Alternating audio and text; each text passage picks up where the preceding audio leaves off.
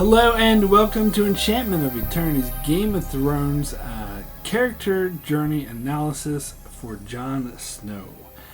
So in this video I will recap Jon Snow's entire character journey and give some analysis and some my opinions on how this journey went through all the way from the start of Season 1 to the end of Season 7.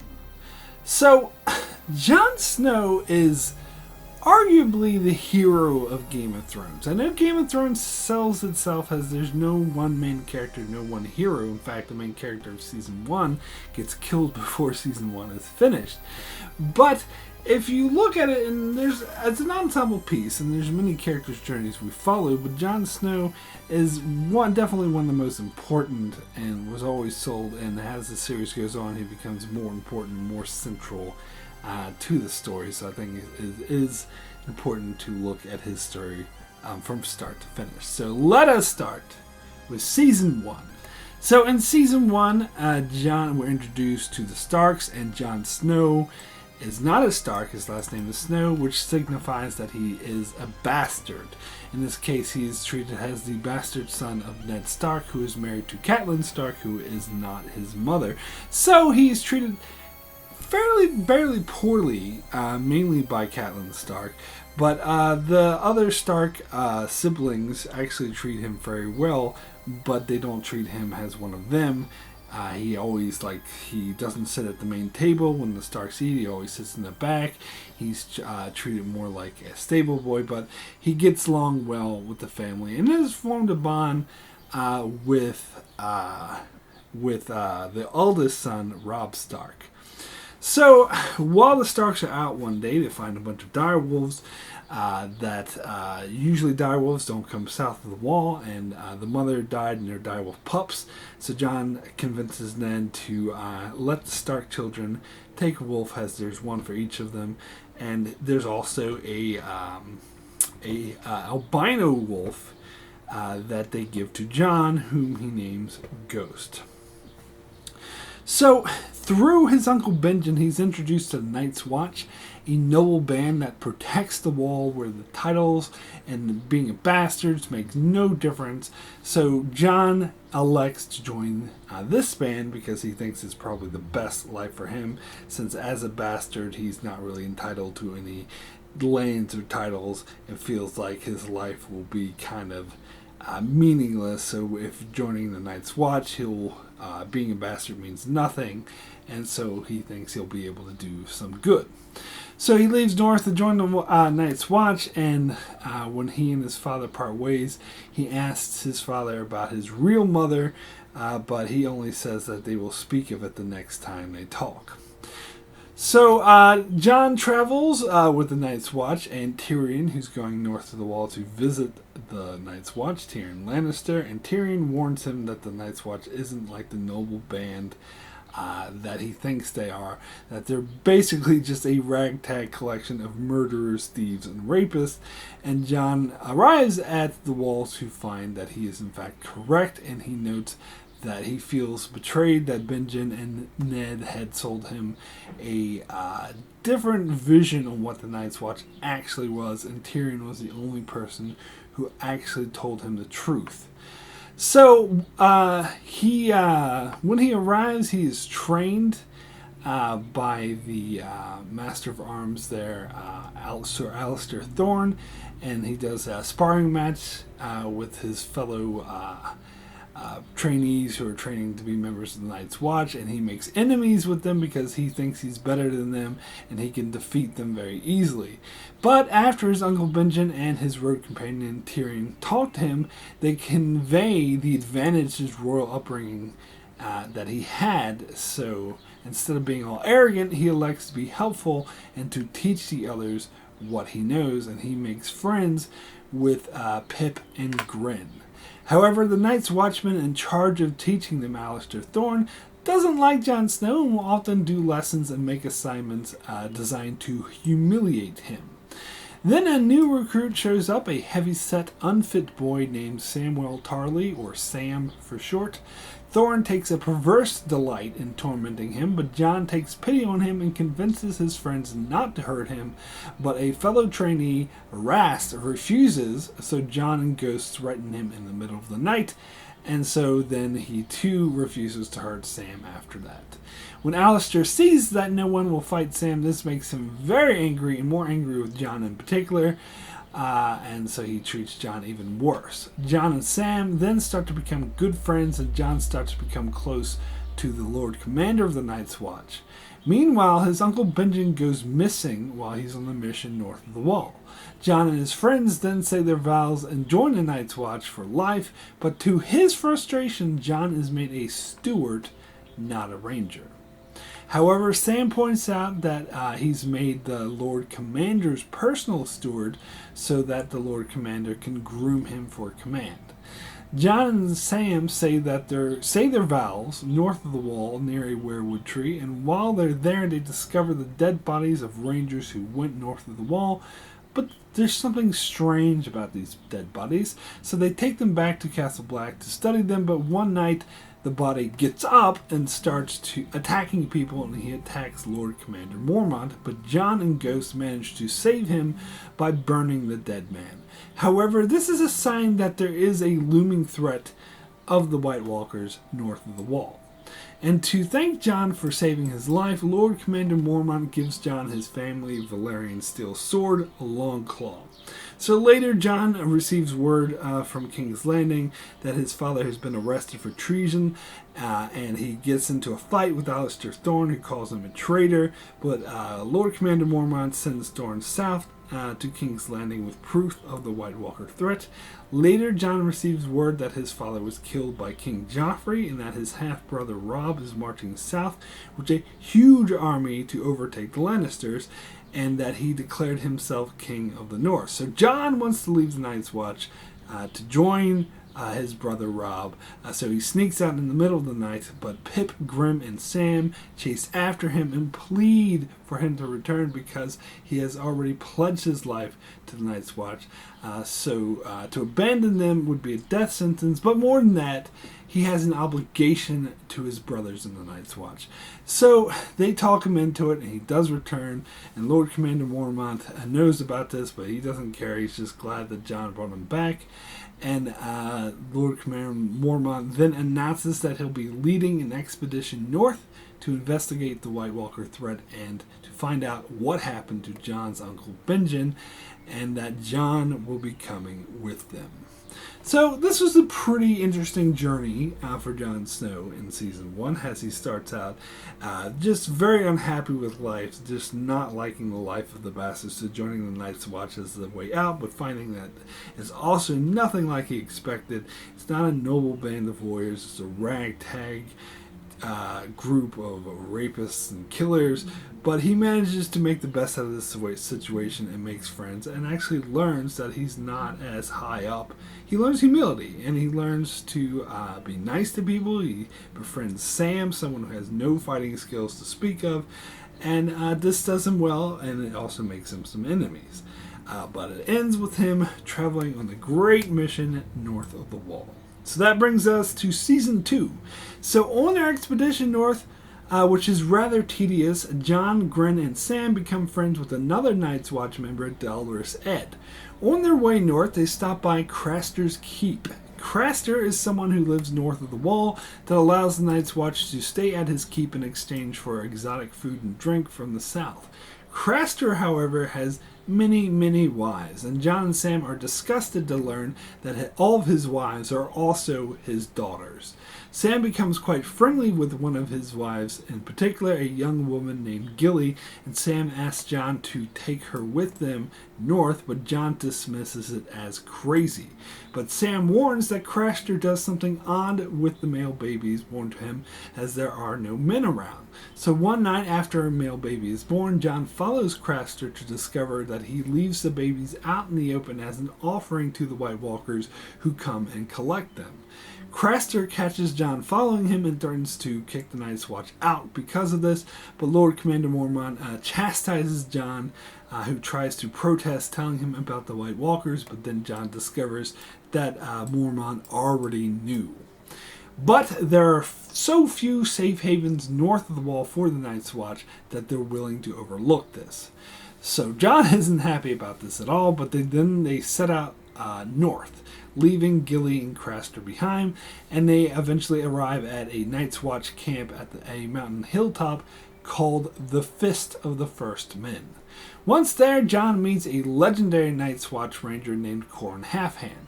He plans to go on an espionage mission to the Wildlands camp to find out what they're up to and to see why they're organizing in a way that they've never done before, as they are organizing under the man they refer to as the King Beyond the Wall, Mance Rayder. Jon convinces Qhorin and Mormont to let him go on this mission as well. So Jon sets off with Qhorin Halfhand and several other Night's Watchmen. While on their mission, they come across a band of wildlings whom they attack, but there's one survivor, a young woman. Qhorin leaves Jon alone with the woman with the task of executing her, but he finds that he can't do it, and she uses this hesitation to try to make her escape. Jon catches up to her, but finds that they have been separated from the other Night's Watchmen. He ties her up and tries to find them. He learns that her name is Ygritte, and she tries her hardest to distract him, but it doesn't quite work, but she does manage to get away once again, and then leads him straight into a trap where he's captured by the wildlings. He's brought before the leader of this band, the Lord of Bones, who simply wants to kill him, but Ygritte vouches for him, saying that he's the bastard son of Ned Stark, so Mance Rayder would want to speak to him, so he's spared. But he sees that Qhorin Halfhand is also being held captive by the wildlings, and that he was taken and the other Night's Watchmen were killed while they were looking for him. So while Qhorin and Jon are tied up, being taken to Mance Rayder, Qhorin comes up with a plan to implant Jon as a spy into the wildling camp, but the first part of the plan is for Jon to kill him. So he starts a sword fight with Jon, which he intentionally loses. Once Jon kills Qhorin Halfhand, the wildling cut his bonds, and Ygritte once again vouches for him as they head back to the main wildling camp to meet the King Beyond the Wall. So Season 2 was also another learning curve for Jon. We see Jon making a lot of mistakes and still being headstrong and still not being a full warrior and making a lot of silly mistakes, like he follows Craster against orders, he brushes up against Lord Commander Mormont, which you could say he's kind of right to question Mormont's trust in Craster, as Craster has proven he has alliance with the White Walkers, which is not a good thing, but it also shows that the north of the wall is a hell of a lot more complicated and things aren't as clear-cut and black and white as Jon thinks they are. And of course, his nobility and refusal to kill leads to all of the rest of his group getting captured or killed. But Qhorin doesn't hold this against Jon and instead implants him as a spy, sees it as an opportunity, so Jon is smart enough to see this and go along with it. And so that leads us into Season 3.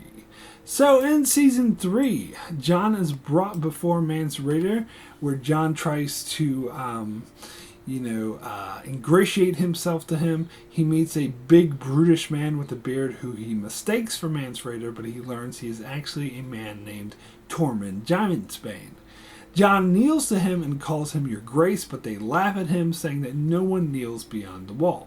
Once he meets the real Mance Rayder, Mance asks him why he wants to join him, and when Jon says that he wants to be free, Mance doesn't believe him and is ready to kill him, but then Jon tells him about Craster and his alliance with the White Walkers, and how the Night's Watch didn't care, and that he wants to fight for the side that fights for the living. So it's a bit more convincing because there's an element of truth in there. So this convinces Mance. He lets him live, but is still suspicious of him. They then travel up to the Fist of the First Men to find it was attacked by the White Walkers. Seemingly all the Night's Watchmen are nowhere to be found, so they're presumed dead and now made of the army of the dead, or nobody knows. So Mance then sends Tormund on the mission over the wall to scout ahead in preparation of an attack against Castle Black. He tells Tormund to take Jon with him, and if he turns out to be a traitor, to just throw him over the wall. Ygritte also joins the mission, and on the way, she and Jon grow closer, forming a romance, and eventually Jon loses his virginity to her. While there's another wildling in this group, Orell, who kind of has a thing for Ygritte, so he's very jealous of Jon and doesn't treat him very kindly and doesn't trust him at all. Ygritte then reveals that she knows that Jon is still a spy working for the Night's Watch, but she doesn't care as long as the two of them remain loyal to each other. They then climb over the wall together, where Jon saves her life, where the others would have left her for dead, which makes the two of them even closer. However, once on the other side of the wall, Tormund commands that they attack an innocent farmer who breeds horses for the Night's Watch. Jon is against this, but is overruled.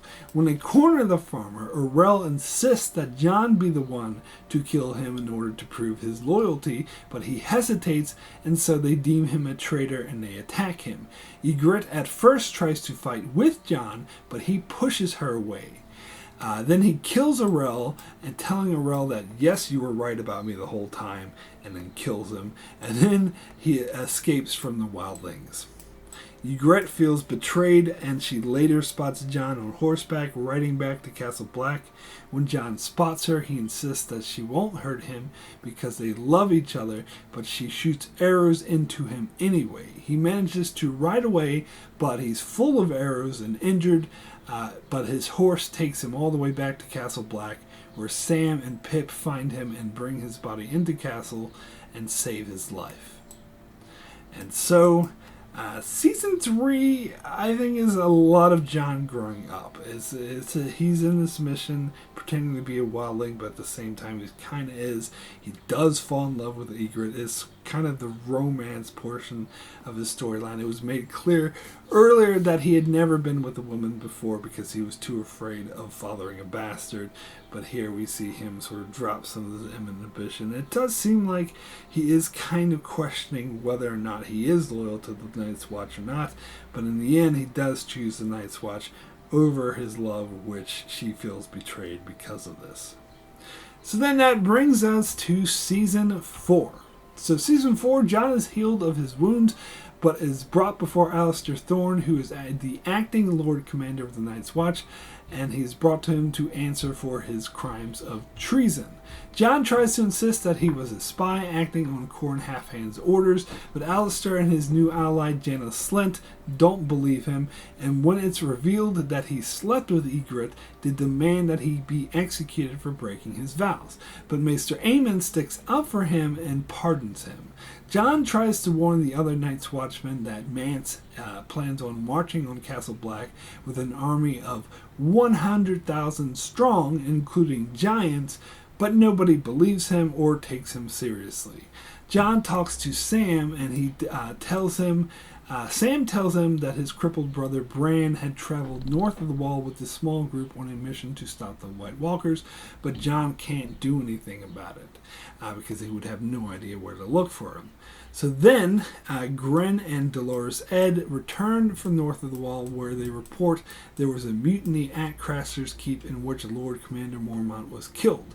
So Jon asked to lead a mission to Craster's Keep to kill the mutineers, as they could potentially reveal secrets to the wildlings that would be devastating to them. Alliser Thorne lets them go, really hoping that Jon will die during the mission. So Jon takes a group of Night's Watchmen north, including Dolores Ed and Gren. They then attack the mutineers, and Jon has a one-on-one fight with the group's leader, a very skilled street fighter named Carl Tanner. Tanner uses dirty tactics to win the fight, but then he is stabbed from behind by one of the women that he was abusing. So Jon is then reunited with Ghost, and then they burn Craster's Keep to the ground. Jon returns to Castle Black victorious, but Sir Alliser Thorne refuses to listen to him still. So then, refugees from villages that the wildlings raided come to Castle Black, including a young boy named Ollie who watched his parents slaughtered. Sam is worried about Gilly's safety at Castle Black, so he sends her to Molestown to stay there. However, later, Molestown is raided and slaughtered by the wildlings, and scouts report that the wildlings are about to move on Castle Black. Sam assumes that Gilly had died, but she and her baby arrive at Castle Black, where Sam vows to keep them safe. Scouts on top of the wall then spot a giant fire that signals a massive attack on Castle Black. The way Mance Rayder put it, that he's going to light the biggest fire the North has ever seen to signal the attack on Castle Black. So there's a huge army of 100,000 wildlings, including Willie Manless and giants, all prepared to attack the wall. So they start attacking the tunnels, and there's climbers that try to climb over the wall, and the battle ensues with both sides shooting arrows at each other, and people up top or Night's Watch pour hot oil below to try to deter the wildlings.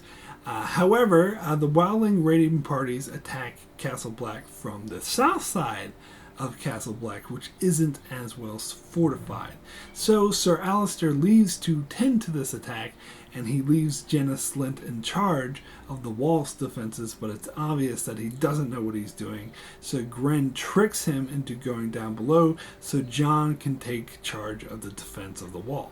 And he does a good job of protecting the wall. However, the giants try to get into the tunnel, so he sends Gren with a group to protect the tunnel from the giants at all cost.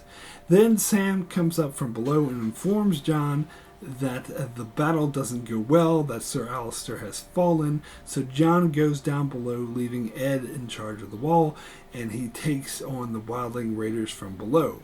He turns the tide, but eventually engages in a one-on-one battle with the Magnar Thin, which is a brutal battle, but eventually he manages to kill him. But then he comes face to face with Ygritte, who's pointing an arrow at him, prepared to kill him. But Jon doesn't care. He just smiles when he sees her, because he's just happy to see her. He doesn't care if he lives or dies.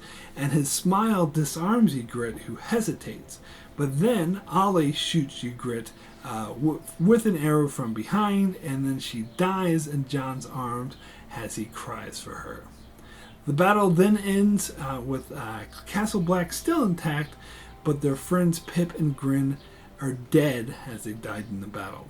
And Mance still has an overwhelming force, and he can simply attack the castle again. So Jon then sets out on the mission on his own to kill Mance Rayder.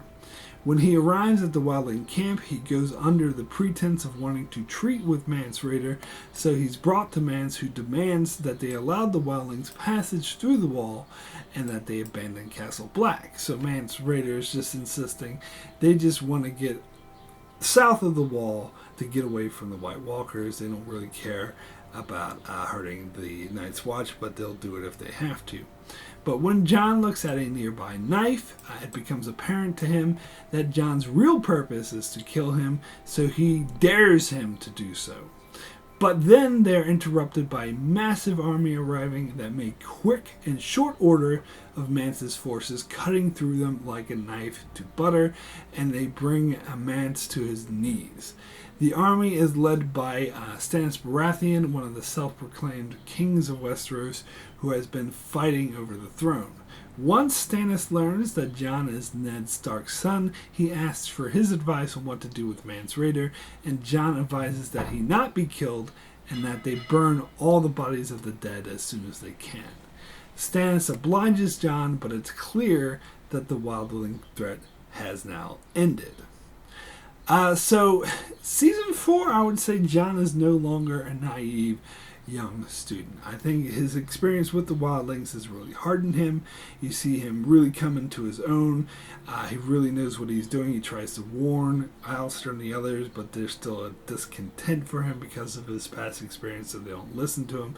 But every time he is in battle, he proves himself as a hardened warrior now. However, he still makes some mistakes, like when he faced the Street Fighter Carl Tanner, he used a long sword in close quarters, which has Oberon Martell would mentioned in the same season that's always a bad idea.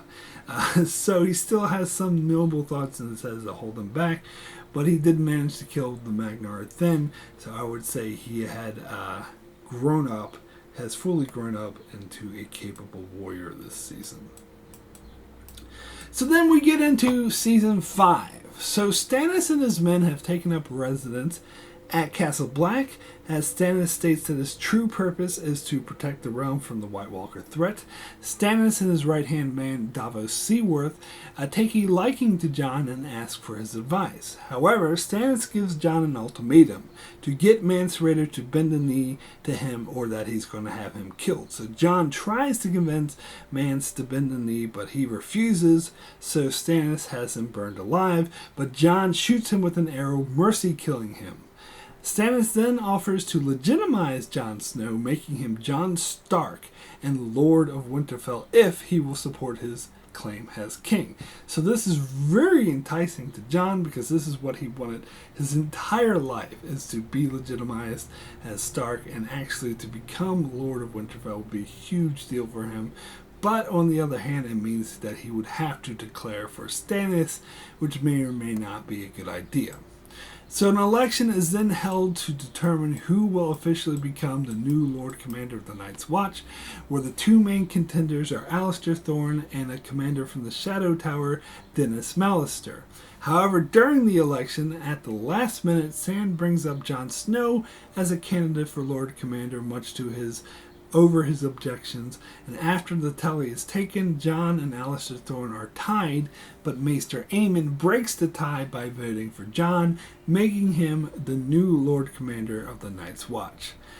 So Jon then refuses Stannis' offer, refusing to abandon his duties to the Night's Watch. Stannis is disappointed, but nothing he can do about it. Jon then fits into his role as Lord Commander very well, and he is very gracious to his adversary Alistair Thorne, and rather than giving him shit duties, he names him the lead ranger. However, he also orders Janos Slynt to go to a ruined castle and rebuild it, but Janos outright refuses and insults him in all the way. So as punishment, Jon has him beheaded, and he carries out the execution himself, and Stannis approves. Stannis also brought with him Melisandre, a follower of the Lord of Light who seems to be magical, and she tries to entice Jon but fails. She even at one point quotes, "You know nothing, Jon Snow," which is what Ygritte used to say to him all the time, indicating she does have some sort of magical abilities. Eventually, Stannis and his forces leave Castle Black, traveling south in an attempt to take Winterfell from the Boltons. Jon then comes up with a plan to travel to Hardhome, north of the Wall, where the wildlings have gathered, in order to make a truce with them and offer them safe passage south of the Wall. The thinking being that if the wildlings stayed there, they would just die, and it would just make the White Walkers' army of the dead even larger.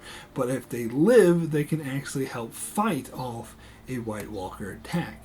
So he enlists the help of Tormund Giantsbane, whom he frees, but many of the Night's Watchmen are very strongly against this, most of all Alistair Thorne and Jon's squire Ollie, whose parents were killed by wildlings. But Jon goes anyway with Tormund and Dolorous Edd.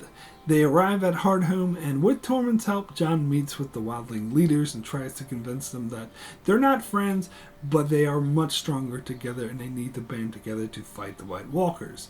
Half of them are convinced, but many of them aren't. So Jon begins loading the wildlings onto ships to be evacuated, all those who wish to leave. However, during the evacuation, the White Walkers attack with a massive army of the dead, and Jon and the wildlings try to fight them off, but they barely make a dent in the White Walkers, who are just overwhelming.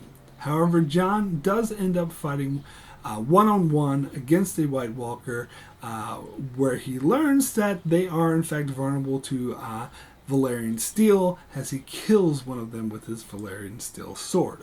However, the White Walkers and their white army overwhelm Hardhome and Jon and the others barely escape with their lives, and as they are rowing away on their boat, the Night King steps forth and raises all of the wildlings who had died there from the dead and adds them to his army, proving just how much of a threat and how menacing the White Walkers truly are. So Jon arrives back at Castle Black with refugees from Hardhome. Alliser Thorne lets them in, but he isn't at all happy about it, and he warns Jon that it was a mistake saving the wildlings and bringing them there. Sam then convinces Jon to send him south to the Citadel to study to become a maester, so he can become the new maester of the Night's Watch, as Maester Aemon has passed away while Jon was north. So Jon begrudgingly agrees, but with Sam gone, he has few allies left. Later, Davos Seaworth returns to Castle Black, asking Jon for food and supplies, but then Melisandre arrives by herself with news that Stannis' forces have been defeated by the Boltons and that Stannis is dead. Later, Jon's squire Ollie comes to him with news that one of the wildlings know where to find his uncle Benjen, so Jon asks him to take him to the wildling, but instead Ollie brings Jon to a sign that simply reads traitor, and then Alliser Thorne and many of the other leaders in the Night's Watch take turns stabbing Jon while saying for the Watch, until finally Ollie stabs him and he falls to the ground dead. So that's it for my Jon Snow. He's not really dead. We all know this. Yeah, most people were smart enough to know this even when this came out. But anyway, season 5 was interesting because not only is Jon a full-grown adult warrior, he becomes the leader of the Night's Watch, which is a huge step for him, but he takes risks, and you could say some of those risks had dire consequences because he dies at the end, but you do see that he made the right decision because you see the White Walker threat in all of his force, all of his glory for the first time. He sees it up front, so it proves beyond a shadow of a doubt that they are the main thing to be worried about. Any other conflicts with wildlings and whatnot are minor in comparison. However, unfortunately, not everyone in the Night's Watch can see that, and Jon didn't do the best job of convincing them, so it led to his death. So that brings us to season 6. So, Davos, Dolorous Ed, and other supporters of Jon Snow wall themselves off with Jon's body, while Alliser Thorne takes over the Night's Watch and threatens to take the few holdouts by force. So Davos sends Dolorous Ed off to get help from Tormund Giantsbane and the wildlings who were saved by Jon Snow. They return just in time to retake Castle Black away from Alliser Thorne, where he and his supporters are locked away from murdering Jon Snow. Then Davos convinces Melisandre to try to use her magic to bring Jon Snow back to life. She's not sure that she can, but she tries anyway, and just when it appears to have not worked, Jon rises from the dead. So the wildlings treat him like he's some sort of god, but he isn't all that pleased to return to the land of the living. But Melisandre insists that he still has a lot of work to do. So his first order of business is to hang Alliser Thorne, Ollie, and the other Night's Watch commanders that stabbed him, which he does not take much pleasure in. After their death, he denounces being Lord Commander, and he insists that his watch has ended, which technically it ends at death and technically he died, so technically it's over, but Dolorous Ed tries to convince him that he's alive again, so he should stay in the Night's Watch, but Jon no longer wants to. So later, his half-sister Sansa shows up at Castle Black with her protector Brienne of Tarth. Sansa escaped from Winterfell, where she was forced to marry Ramsay Bolton, who brutalized her. Jon is really happy to be reunited with Sansa and pledges to help her. However, she wants him to retake Winterfell from the Boltons, but he insists that it cannot be done. Then, while eating dinner, a letter arrives from Ramsay claiming that he holds their brother Rickon Stark prisoner, and he demands the return of his wife Sansa, threatening to kill Jon and all of the wildlings should he fail to comply. So Jon then agrees to help Sansa retake Winterfell. So I think Jon's loyalty to his family is coming back in full force here. As he thinks taking, and also I believe he thinks uniting the North against the White Walkers is very important, and the North can't be united as long as the Boltons hold it. So the first order of the business is to get rid of the Boltons. So he leaves Castle Black, leaving Dolorous Edd in charge as the new Lord Commander, and Davos travels with Jon, becoming his new right-hand man, and he, Jon, and Sansa traveled throughout the north looking for support to take Winterfell from the Boltons. He first goes to the Wildlings, where Tormund vouches for him, so they agree to support them. They then travel to Bear Island, where after an empowered speech by Davos, he convinces Lady Mormont to support them, but she only has 60 men to provide. They then travel to Deepwood Moat, but Lord Glover refuses to help them, and a few houses do agree to support them, but most of them refuse. So there are two out of three major houses of the North, the Karstarks and the Umbers, have thrown their support behind the Boltons, and the other major house, the Manderleys, refuse to get involved either way. So that leaves Jon with an army consisting mostly of wildlings who aren't that accustomed to fighting these kinds of battles, and a few minor houses that chose to support them, so they are in fact greatly outnumbered. But Jon deems that they have to attack now or never. But Sansa argues that they don't have enough men and that they need more, but Jon argues that they can't get more men before winter hits, so he commands that they attack now. So he decides to attack the Boltons. He starts with a parley in which he tries to goad Ramsay into doing a one-on-one battle to decide the fate of the North, but Ramsay refuses. Sansa tries to warn him that he's underestimating Ramsay, which she's actually right, and warns him not to fall into his trap, which he does.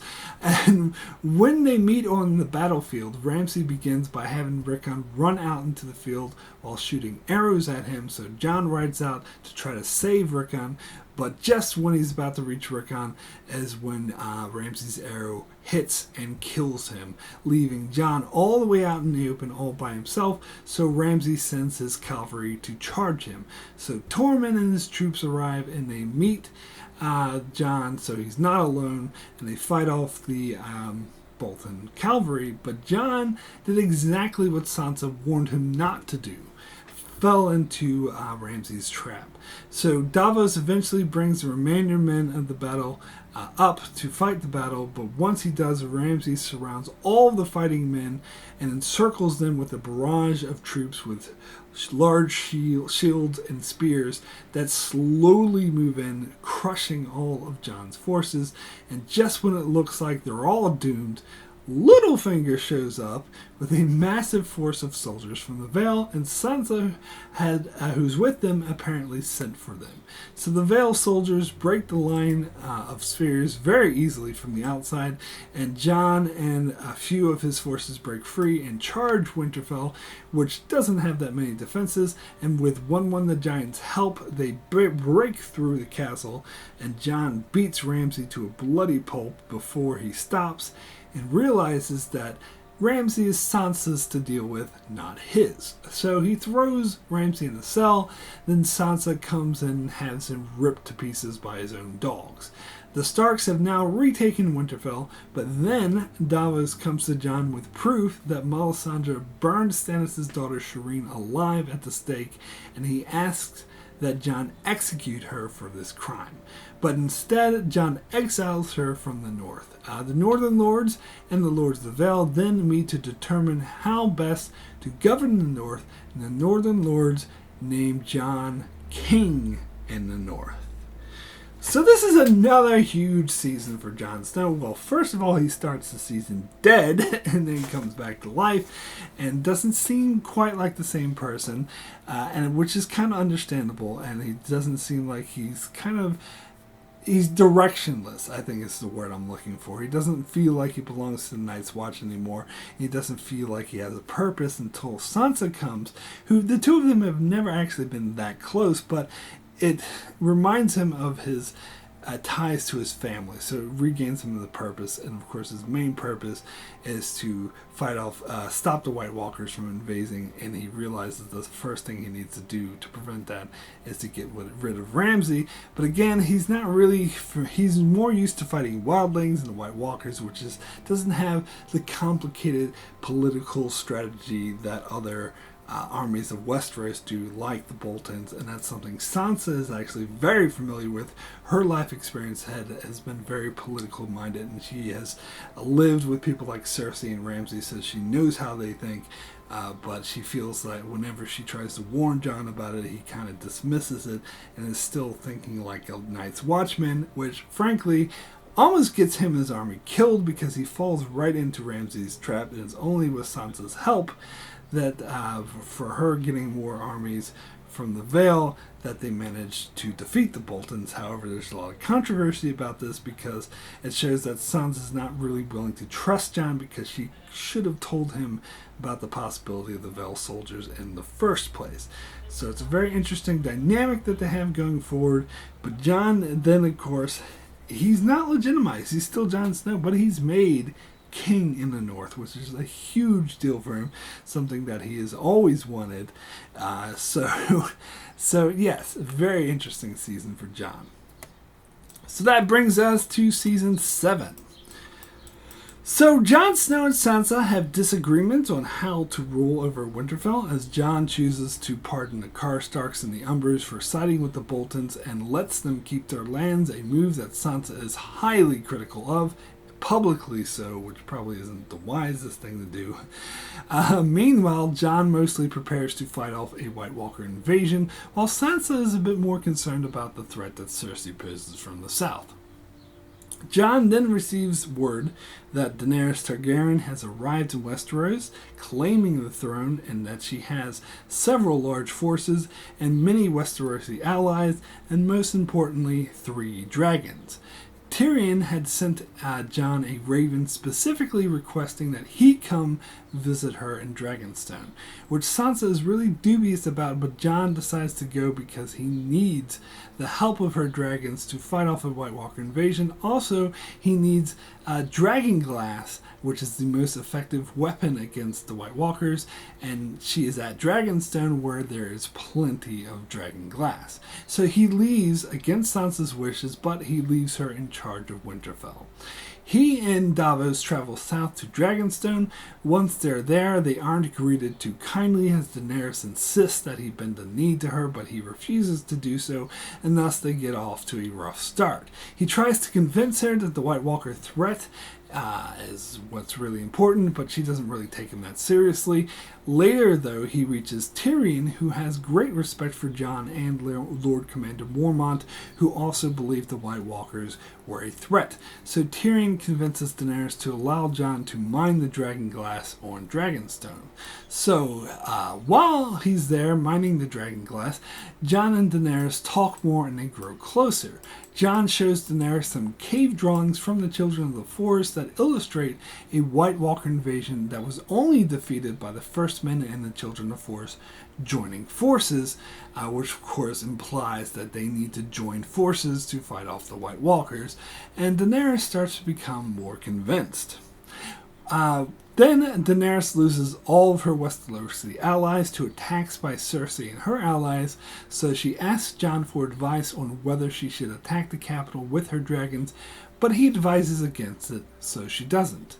She instead attacks the Lannister forces while they're en route with supplies they raided from Highgarden, and she returns victorious.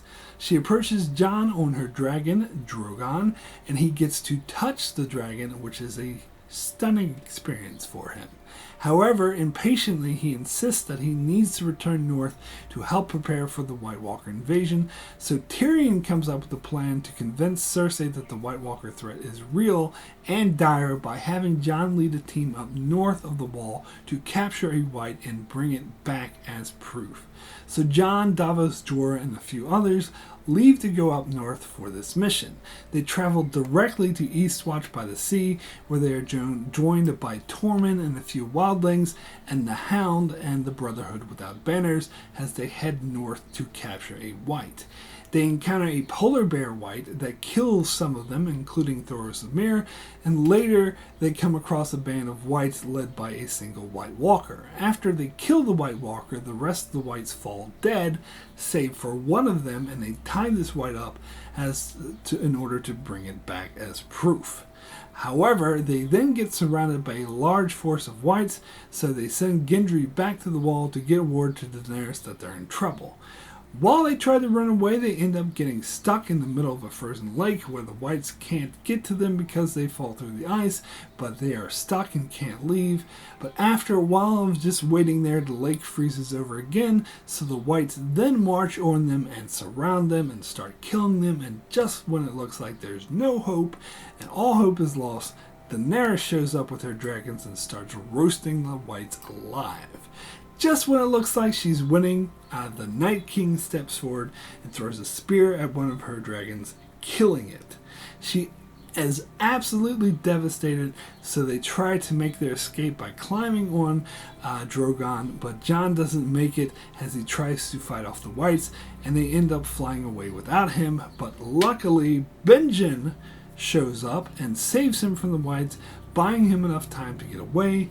Jon makes it all the way back to the wall, where he's treated for his injuries, and Daenerys tells him that she's completely devoted to fighting the White Walkers now. So Jon decides to bend the knee to her as Queen of Westeros. So they arrive in King's Landing for peace talks with Cersei, where they show Cersei the wight that they captured, and she seems concerned, but once Jon's word that he will stay out of the fighting between her and Daenerys, but Jon proclaims that he has already bent the knee to Daenerys, which angers Cersei, and she storms off. But Tyrion manages to convince her to make a truce so they can fight the incoming White Walker invasion together. And on the way back up north, Jon and Daenerys couple as it appears they have fallen in love. But, unbeknownst to him, it is discovered that he is not the bastard son of Ned Stark as he always believed, but he is in fact the legitimate son of Lyanna Stark and Rhaegar Targaryen, making him Daenerys' nephew and the rightful king of Westeros.